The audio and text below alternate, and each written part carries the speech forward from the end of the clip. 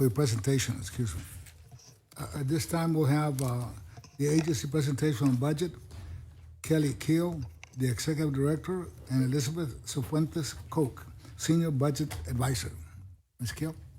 Thank you. Good afternoon, Chair and members of the committee. My name is Kelly Keel, and I'm the Executive Director of the Texas Commission on Environmental Quality. And with me is Elizabeth Cifuentes Koch, Senior Budget Advisor to the Executive Director. Thank you for the opportunity to discuss the agency's budget and our exceptional items, and please stop me at any point to ask questions throughout the presentation. Beginning on page 2 of our handout, the Texas Commission on Environmental Quality's mission is to protect our state's public health and natural resources consistent with sustainable economic development, and our goal is clean air, clean water, and safe management of waste. As the population of Texas continues to grow, the TCEQ has seen an increase in those coming to the state to do business and an increase in public interest, which was highlighted in our Sunset Review last session.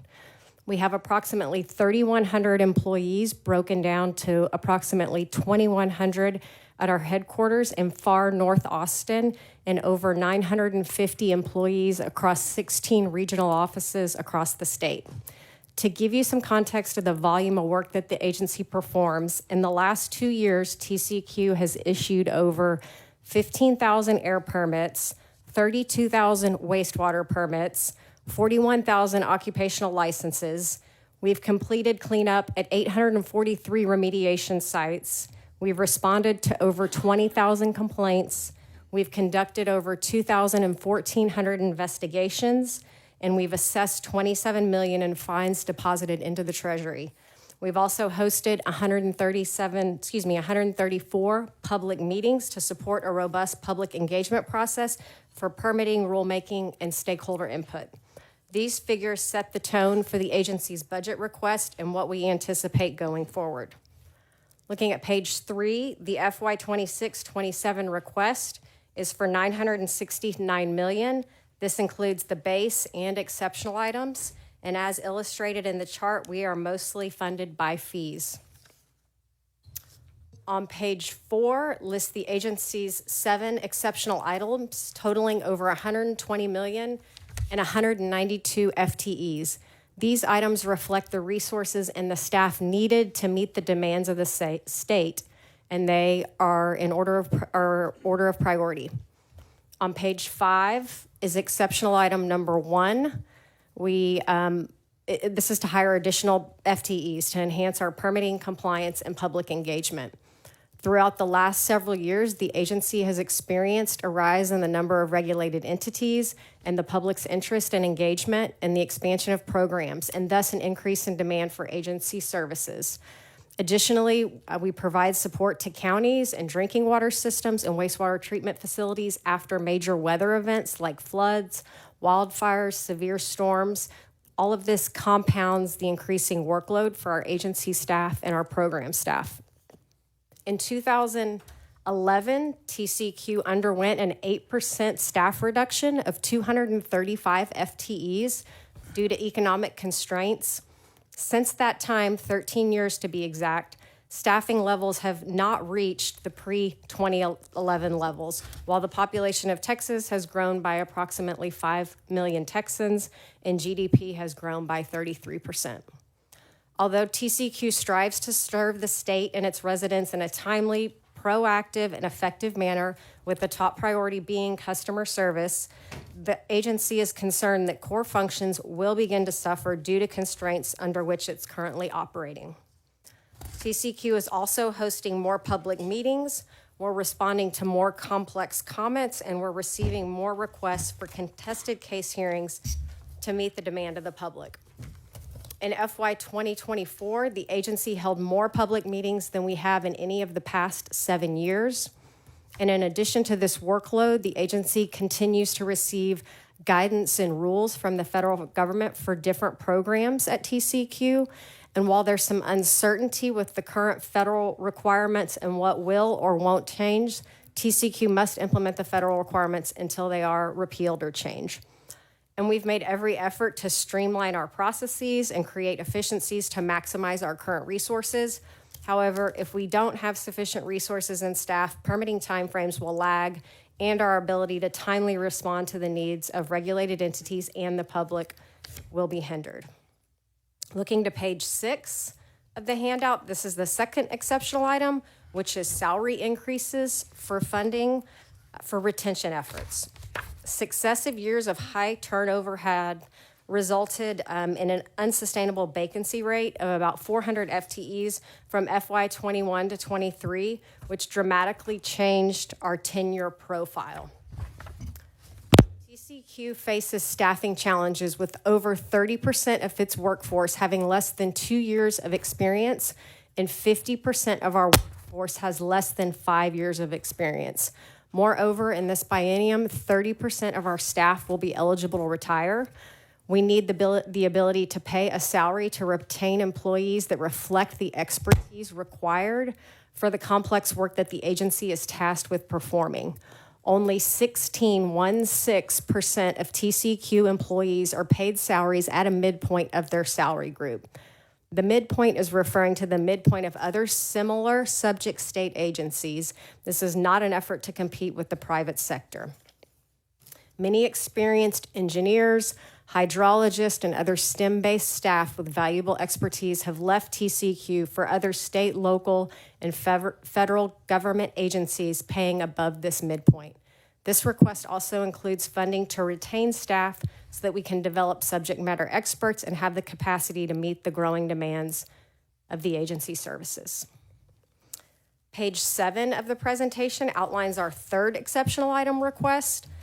TCEQ has delegation to issue permits to discharge highly treated produced water into waters of the state. This request details the resources the agency anticipates needing to issue the expected number of permits we will receive over the next couple of years. The total request is for $6.7 million and 39 FTEs. Looking at page 8, exceptional item number 4 is funding for additional administrative staff to meet the growing demand of the agency and balance the workload of our existing staff. The increasing demands on TCEQ and the complexities of our agency programs have impacted the administrative functions at the agency, such as budget, IT, finance, and HR. Our financials are complex, and again, the FTE cut in 2011 was felt across the agency. Additionally, as noted in our presentation, TCEQ has 170 customized internal systems to support the agency's core functions. And this exceptional item request also includes increases to lease payments for a few of our regional offices, which are increasing due to inflation. On page 9 is the 5th exceptional item request that allows TCEQ to be equipped with cybersecurity functions that protect the data housed within our numerous agency systems and detect and respond expeditiously to a potential or real cybersecurity attack. Pursuant to federal and state statutes and regulations, TCEQ receives and stores highly sensitive information, such as the location and quantity of highly hazardous chemicals, personal identifiable information, and detailed information on every drinking water system in the state. If there was a breach in our systems, all agency information and data would be suspect until this breach could be fully investigated and the root cause identified. Without necessary and critical cybersecurity updates, this type of investigation could take weeks to recover and restore our operations. This request also includes the modernization of our Title V air permit software and the Water District's database application. These systems are 29 and 28 years old and are coded in a technology that is reaching end-of-life supportability. On page 10, we have exceptional item number 6. TCEQ and the Department of Information Resources have a strong working relationship. This request is related to our interagency contract with DIR, known as the Data Center Services Contract. The associated funding request is developed in partnership with DIR based on TCEQ's needs. This is for $24 million to support our servers, our databases, applications, websites, infrastructure equipment, and software licensing, and is largely associated with increased cost due to inflation. The 7th exceptional item on page 11 allows the agency to provide sufficient funding and staffing for the Restore program. TCEQ manages the Restore program as the governor's appointee. The program was created to implement the Gulf Coast Restoration Trust Fund and was established when Congress passed the Restore Act following the Deepwater Horizon oil spill. Since 2015, Texas has received $177 million to fund and implement programs along the Texas coast that improve resiliency, conserve open space, protect against flooding, mitigate damage, restore habitat, conduct research, develop technology, and promote economic development. Examples of projects include restoring beaches, dredging drainage canals, acquiring barrier island habitat, and improving and developing parks. Currently, Texas has more than $190 million in untapped Restore funds, with more money becoming available each year. This funding is solely for Texas and will only be drawn with the proper project applications. TCEQ's Restore program does not have the capacity to keep pace or implement projects in a timely manner. The lack of sufficient staff impacts the daily demands of developing, executing, and monitoring our current projects. And so as a result, the programs selected for grants must wait until resources become available. So in the meantime, the costs are increasing, right? Either we're having to find additional funding or reduce in scope. On page 12, we have a overview of our riders. The first rider addition would allow TCEQ to pay employees for being on call or working overtime during an emergency response. Our request is modeled after other state agencies with the same authorities, such as TxDOT. These are often frontline employees who are deployed to the region in the state and work long hours responding to an emergency or disaster. The second rider would allow the agency to cover meals for our staff when responding to an emergency event. Staff may not be able to leave their assigned post, and this would allow the agency to reimburse or cover the cost of meals. The final rider would direct the agency to confer with the LBB and state leadership if certain federal rules or regulations are invalidated. As you recall, the first exceptional item includes funding for an increase in demand for agency to the state, as well as to implement federal requirements. So in the event that the federal changes are amended to impact our resources, the TCEQ would notify the LBB of any resource changes and return those funds. So TCEQ wants to be fiscally responsible with taxpayer monies, and while we have to implement the federal requirements currently, we understand that there could be changes in the next year or two, but after the legislative session concludes. With that, that concludes our prepared remarks. We appreciate your interest, and we're available to answer any questions you may have. Thank you. Thank you. Senator Alvarado? Thank you, Madam Chair. I wanted to ask you about Senate Bill 900, and that's from the 87th Legislature, and that was regulating the above-ground storage tanks. Worked with many folks in the room here to get that done. I see that y'all did not request an exceptional item to cover the anticipated funding gaps for the upcoming biennium, and I know we're getting close, well, a little over a year for the registration deadline of September the 1st of 2027. Can you talk a little bit about that? Yes, Senator. So the fiscal note for that bill in the 87th Legislature, we included the FTE needs that we expected to implement the program. The LBB asked us for, and we provided an update on that estimate in October of 2022. So the original estimate was for $6.3 million and 67 FTEs. We revised that in October to $4.3 million and 38 FTEs and provided that information to the LBB. Okay, so how does the agency plan to sustain operations moving forward? So in the implementation, make sure you have the resources you need to regulate, audit, inspect. We were interpreting the decision for it to be put in our base or not as a policy decision by the legislature, essentially. Okay. Okay, and I know you went from, I think you lowered your FTEs from 70 to 63, is that right? 67 to 38. Yes, Senator. Oh, okay. That's all right. I had something else. Okay. And what was led to the decision to reduce the staffing levels, and how will it impact the program implementation and compliance? We were able to get a better estimate of the workload associated with implementing, and which better represents the resource that we would need. So we would be able to effectively implement the program with the resources that we provided to the LBB with those estimates. Okay, let me move to your performance measures. In relation to the air quality assessments and planning, I see that the number for area source air quality assessments performance, there, I think you had 5,080 that were budgeted for 2025, and then y'all requested a decrease to 3,040, and Senate Bill 1 further decreases it to 2,540.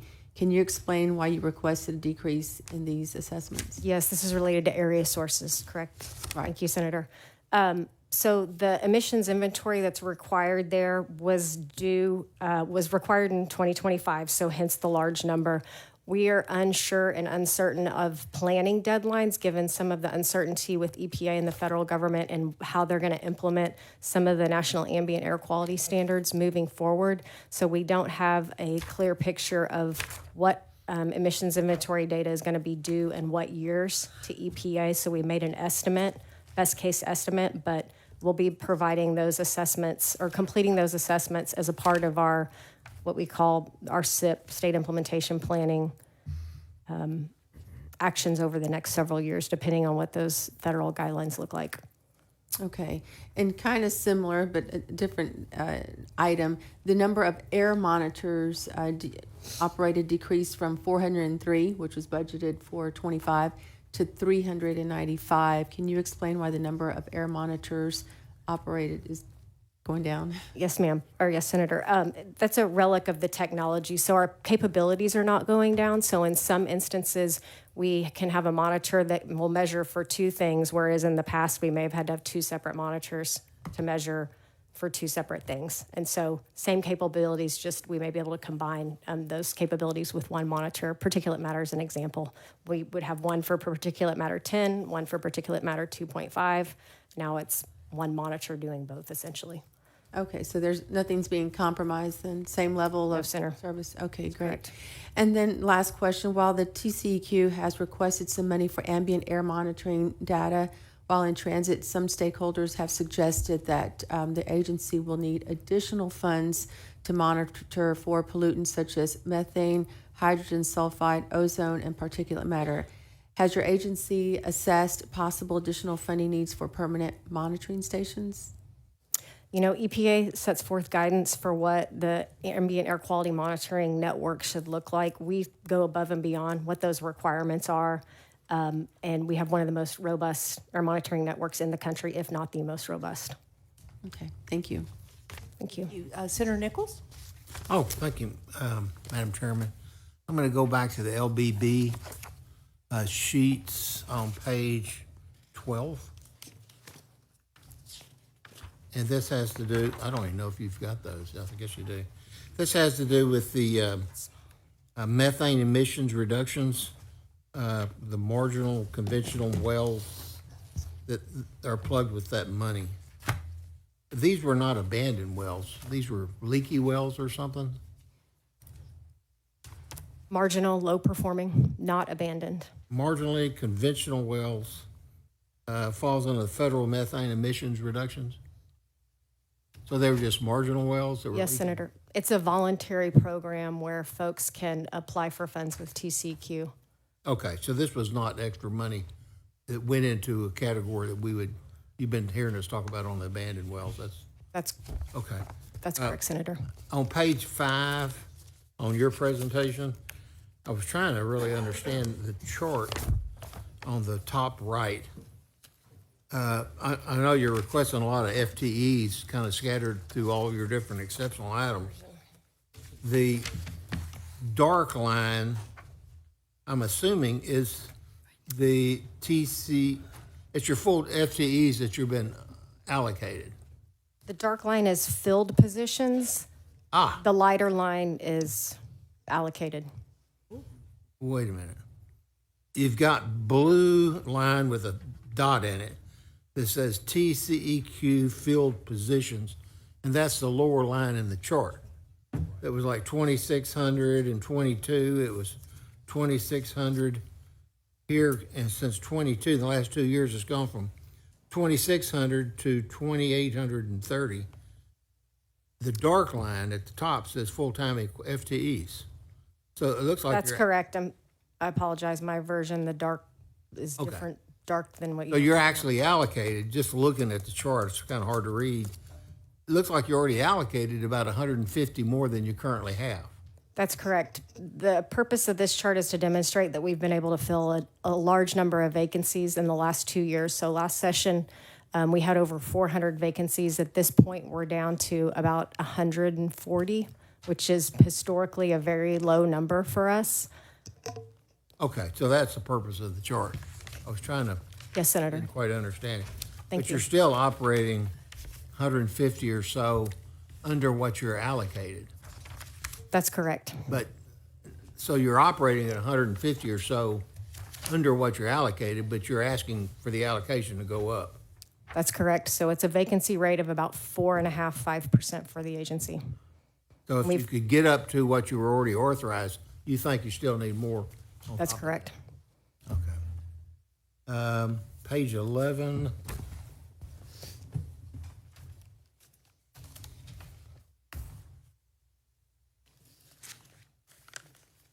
Never mind. All right, thank you, Madam Chairman. All right, Senator Colcourse. Thank you. Just a quick question on your exceptional items.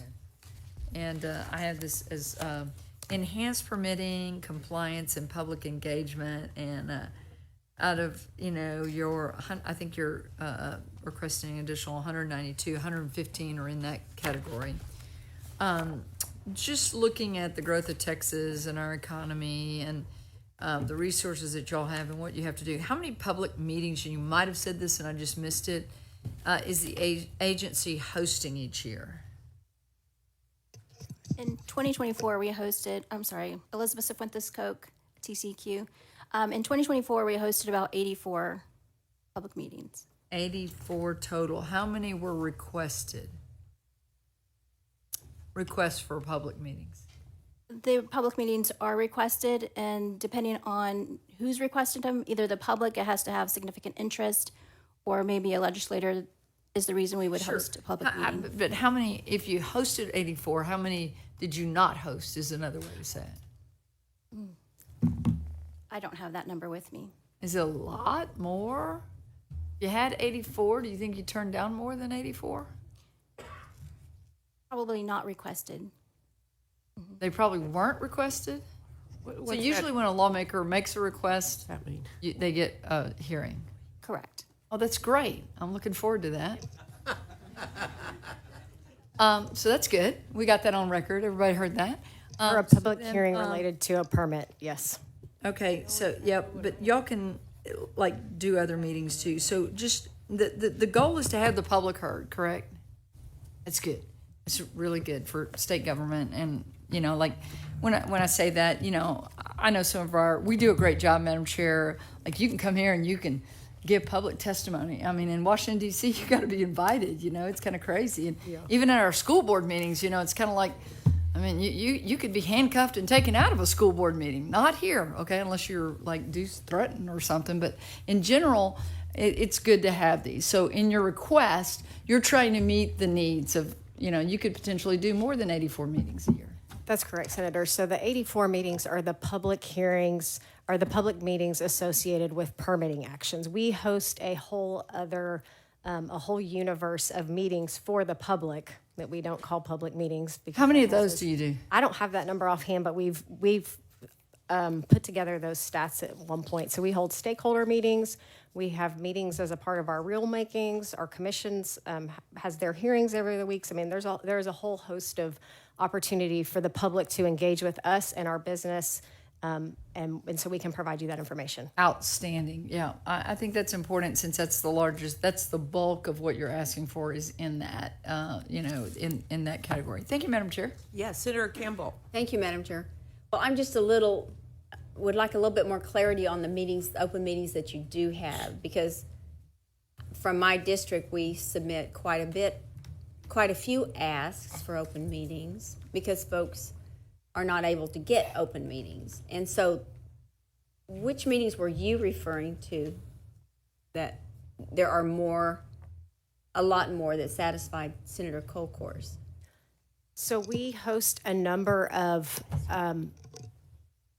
meetings, hearings associated with different activities that the agency may be developing in terms of our rulemaking. Again, we have stakeholder meetings in advance of rulemaking. Our commissioners hold their public meetings typically twice a month.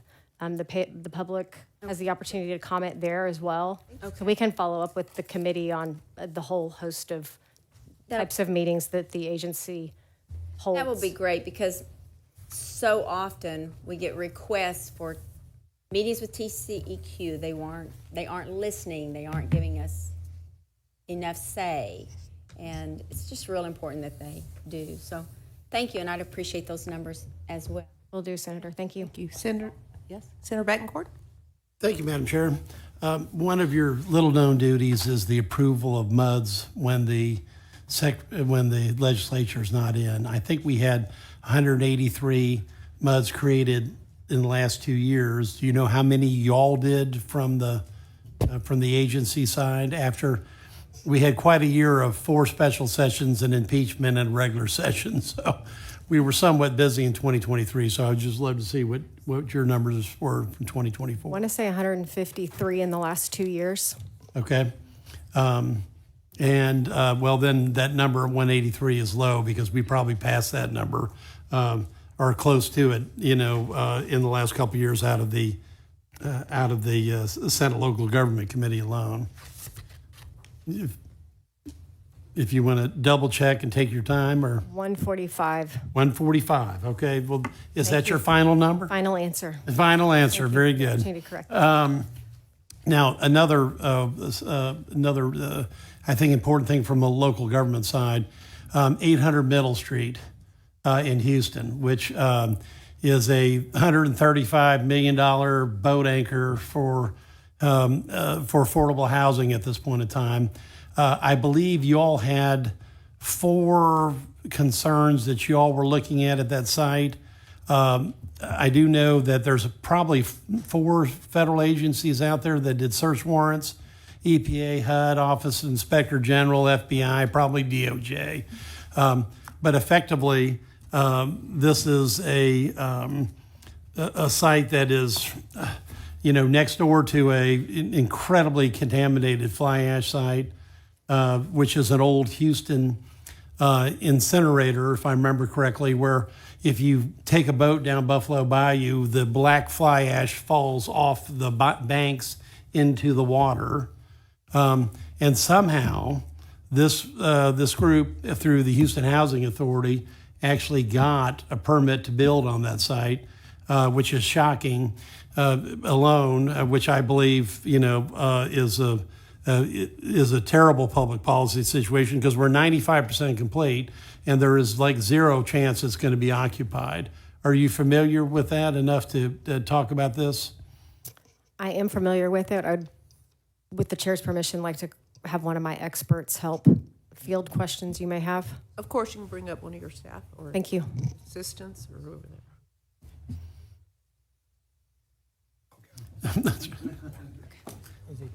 Not all the experts. Might take more than one expert. Okay. Good afternoon. Craig Pritzloff, Director, Office of Compliance and Enforcement. Senator Betancourt, thank you for the question. TCEQ is aware of this issue. It's in enforcement right now. We're working to resolve the compliance issues to get the site restored for livability conditions. I think you all have 4 specific areas, at least from media, that you all are looking at. Can you detail those, or just give us a top line overview? I'm just pointing out that this is probably the largest single failure of affordable housing, AKA HFCs, in the state of Texas and maybe in the country. So I really need to understand what happened in this approval process, and I think you've got enforcement going on right now to look at it. I can speak to the enforcement, which is working to resolve the issues on the ground. In terms of the actual remediation, I'd have to call a partner. Well, if you know, just I'm trying to get a detail of a top line on the 4 issues that you're looking at right now. Can you at least run that through, or? We'll have to follow up with the committee, sir. Okay, all right. I guess if we're down to the remediation, I would love to hear, because this is one of the most complex environmental sites I've ever seen in my life, and I'm not sure how to remediate a fly ash site next to a housing authority, which reminds me of a Superfund site at a minimum. And we already have a structure on top of it that's worth $135 million. So I don't know how to move the structure somewhere else where it could be. I'm making a somewhat satirical comment because we've got an incredible amount of taxpayer money locked up in a situation like this. Good afternoon, Beth Seaton, Director of the Office of Waste. So as a part of the enforcement action, as they are looking at the different areas, some of that issue is looking at the soil. As some of that work was happening, as you saw in the media, there was ash exposed. And so we have been working with our enforcement group and the outside parties looking at plans to assess that. So looking at where that material may be, assessing the soils. So looking at those components to see what would be needed if additional work is needed. So it's starting in that process of evaluating that. Okay, well, it would appear from observation that that material is nearly everywhere surrounding that property. So I would really like to hear back from the agency on what 4 the avenues you're looking at and the remediation possibilities. It's not every day that, Madam Chairman, that a existing HUD brokered, housing authority project has 4 federal agencies show up on search warrants to do soils testing on an existing $135 million HFC that is 95% complete but unoccupied and probably will for the foreseeable future. My red alert for fraud is so high that it doesn't even fit into a Star Trek episode at this point in time. This is really off the charts. And any comments, Director? Thank you. We'll follow up with your office on details. All right, thank you. Thank you, Senator Perry. Thank you, Madam Chair. On slide 4, I just want to kind of go back to the first one, and not to say that public engagement is not important, and we do want public commentary, we want public input. You guys ultimately are a decision maker, typically whether they're going to have water or clean air, and that's important. But enhanced permitting, the 115, that is really, if you could redo that caption, you're talking about being able to get permitting out quicker, right? Which does afford public engagement. But public engagement, in my mind, talking to you, that was public engagement through the permitting, kind of the hands-on, everyday conversation, what it takes, where the permit's at, not forward-facing public engagement. It sounds like we were mixing public engagement with permitting internal public engagement. Does that make sense? Is that what the 115 is? I would more say directed? exceptional item number 1 is public engagement as it relates generally to permitting. Permitting. So what I want to make sure we don't leave here is y'all are not in the public. You're in the public. But in order to keep permits flowing, you need to have the personnel internally. That is public engaging, but it's not a public meeting format, right? Is that what you're talking about there? We host public meetings as You a part do. of the permitting process. And Correct. so there is a specific part of this ask that is for staff to help with that Okay, interface. all right. Well, I just want to make sure, here's the bottom line. You need another 115 in order to be more effective in getting permits out of the agency. That's correct, And that along could with be compliance. forward-facing public engagement, or that could be internally trying to work through the permit with that That's person. correct. Responding to public comments, Okay, as an example. all right, no problem. I know we get salary increases all the time, Madam Chair, and I know that we put those in a box and look at them agency-wide across the state, and that's smart policy. Technical expertise in this one and in PUC both.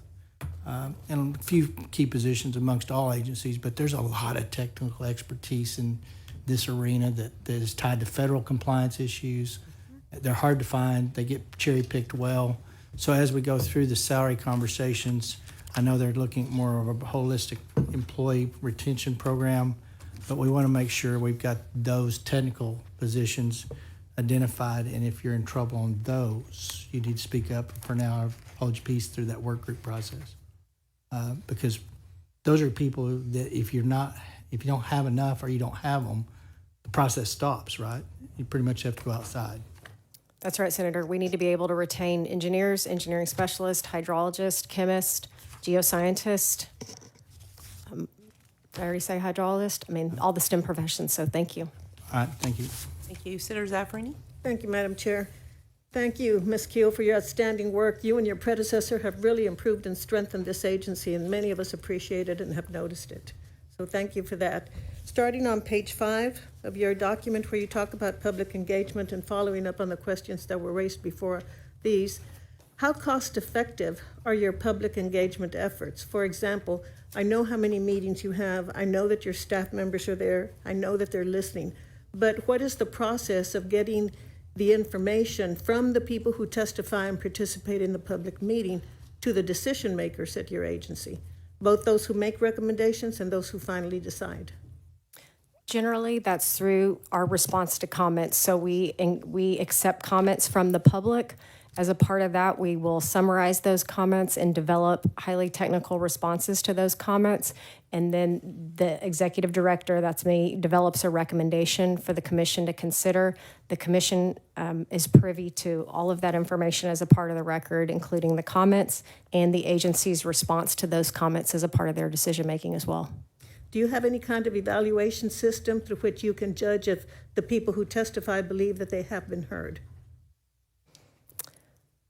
We generally have customer service surveys that we encourage folks to fill out. So the response that we have there is generally 90% positive in terms of engagement with the agency. But I would have to circle back with you on any other direct metrics we may have to the point that you're making. Thank you. I know how hard you and your team work in terms of working with people regarding permit applications, and I know you're understaffed. Are there ways that you could cut costs and work with that reduced staff more effectively if you had more authority to make decisions about those permit applications? For example, if you're dealing with permits and you have proof that the applicant has lied, or you have proof that through experience, you know that the applicant has turned in one application after another amended application with deficiency after deficiency after deficiency. If you had the authority to reject those applications based on lies or based on repeated deficiencies or based on their taking, for example, 5 or 7 or 10 years. So two things, we've put in place a number of efficiencies to try to streamline our processes as effective as possible. One of the things we also do is invest in educating folks on what our process looks like and what they're going to need as a part of a permit application. And so a big piece of that process is the pre-application meetings where we talk about here's what the expectation is going to be and here's the opportunity to correct any deficiencies. So that work on the front end has really helped improve the permitting processes, the quality of the permits that we receive, and our ability to take permits to the commission and issue permits that meet the requirements without Go ahead. It gets us to that end goal. But could your agency cut costs by having more authority? I think that the pre-application process that we currently have in place and the way that we've really built that up achieves that end. Okay, thank you. You mentioned working with cities and counties. Yes, Dean. What authority do you have when you work with cities on a specific problem, such as very old water infrastructure or repeated boil water notices? Our role is technical oversight for boil water notices, right? So the public water systems and local entities have to work with us and notify the public when they're going to issue a boil water notice, and then they have to work with us before they can lift that boil water notice. But do you have any authority over them? Can you direct them to take certain action? I believe we can. Can I double check with one of my experts on the statutory requirement? Yes, to correct the boil water notice. Yes, Dean. And you can find them. Yes, part of our enforcement process. How many investigations do you have underway related to water infrastructure or to neglect regarding water safety? I'd have to follow up with that exact number. Okay. Earlier, we talked about the Rio Grande litigation and the water crisis as relates to the disagreement with Mexico. What authority does your agency have regarding that disagreement? Strictly diplomatic at this point, working with IBWC. Diplomatic? Oh, lots of luck. Yeah. That's all?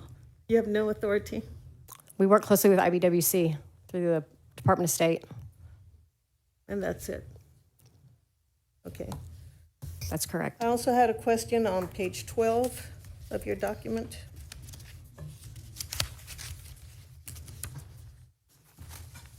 Regarding overtime pay.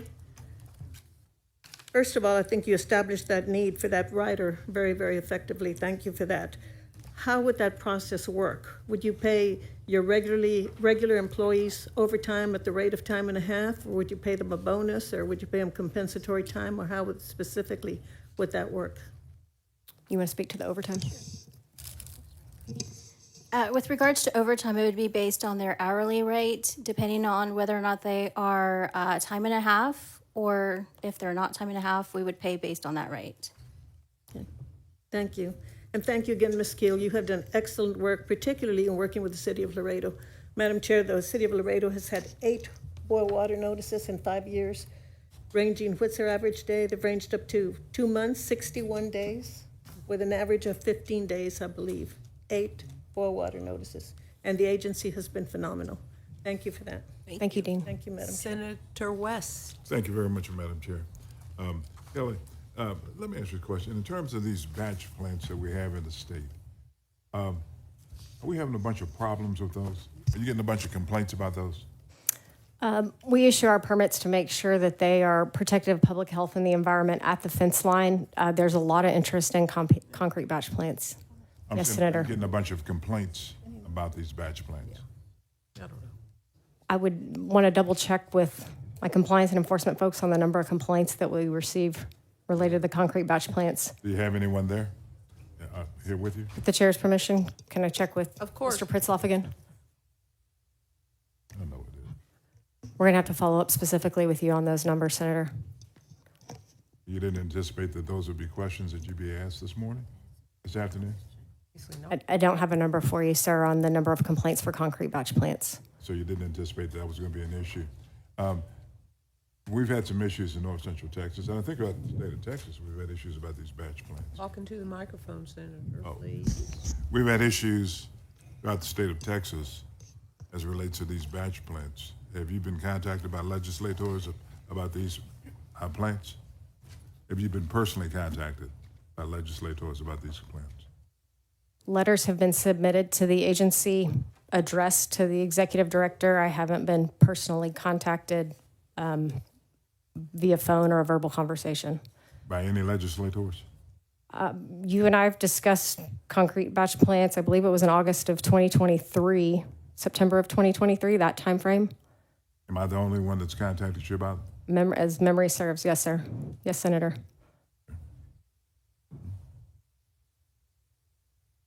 And so you don't have any idea about how many complaints you've received from, your agency has received from Asked legislators? and answered. No, that's a different question. You have no idea. Playing judge with you. I know, I know. Judge, may I? Yeah, but don't ask the same question over again. Okay. Well, thank you. Sorry, we just have a little Okay.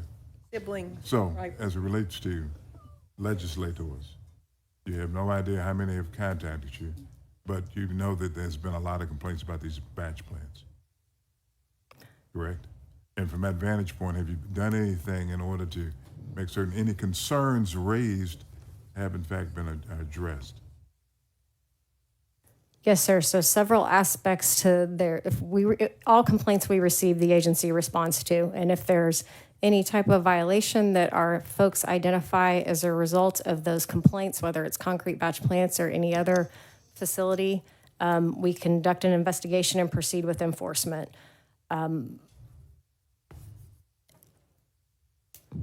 Can you repeat the other part of your question for me to make sure that I'm responding comprehensively? Well, I guess we could go into a specific case, but I'm not going to take up the committee's time. Okay. North Central Texas, where people lie on their applications, and then we enter into a settlement agreement with them and give them the ability to continue to do business, because that's what happened in the Dallas area. Am I correct about that? That's not my understanding. Craig's going to provide some details on this specific facility. If any of our commissioners are in the room, they probably need to step out because it sounds like this may be a contested matter. Senator West, Craig Britzloff, Director, Office of Compliance and Enforcement. I want to first go back to your initial question on number of complaints.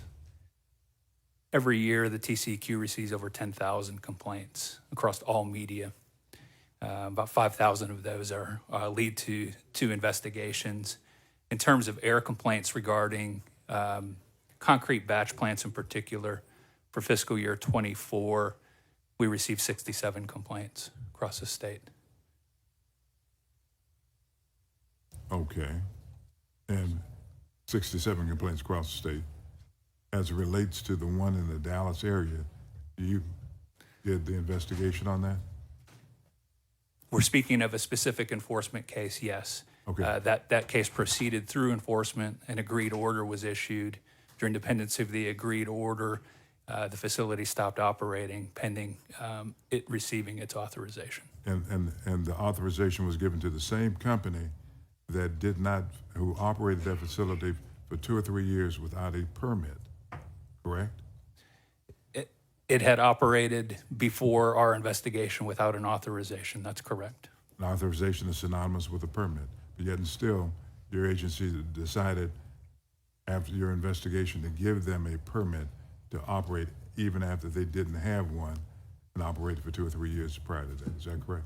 It applied for a permit, and it also received, it was the subject of an agreed order where it agreed to cease operating until it received that authorization, that permit. Okay. Well, you and I, the agency and I just kind of disagree on that because of the hearing that was held, the number of people that turned out expressed their dismay about how it was operating, and the impact it was having on the community. So we just have a disagreement at this point about how the agency responded to that. What's the status of that case at this point? The agreed order was issued by the commission, and I believe it has since been challenged. Okay, so it's in a contested hearing process now? That's my understanding. Okay. Thank you, Madam Chair. Yes, okay. That concludes all the questions we have for TCEQ. Thank you very much for being here this afternoon. We will move on to the Parks and Wildlife Department. We'll call up Rachel Stegall, always say it wrong, LBB, and then Dr. David Yoskowitz for the Executive Director for Parks and Wildlife.